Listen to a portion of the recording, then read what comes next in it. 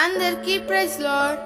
June 24 ఈరోజు దేవుని వాగ్దానము. యెహోవా తన ప్రజలకు బలమును అనుగ్రహించును.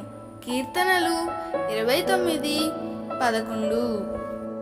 దేవుని పక్షాన, దేవుని కొరకు అన్ని పరిస్థితులలో నిలిచేవారికి దేవుడు తన బలమును అనుగ్రహిస్తాడు. ఆనాడు గొల్యాతు దేవుని ప్రజలైన ఇశ్రాయేలీలను తృణీకరించినప్పుడు దేవుని ప్రజల పక్షాన యెహోవా నామంలో గొల్యాతుతో యుద్ధం చేయుటకు దావీదు నిలిచాడు. దావీదు చిన్నవాడే.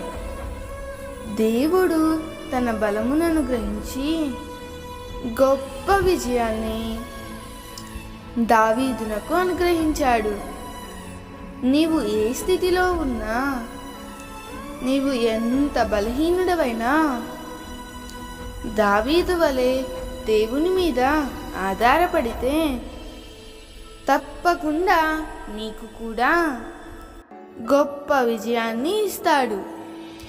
యుద్ధం యెహోవాదే అని ముందుకు సాగిపో. తప్పకుండా దేవుడు బలమును అనుగ్రహిస్తాడు. దేవుడు ఈ వాగ్దానం నీ జీవితంలో నిశ్చయముగా నెరవేర్చునుగాక.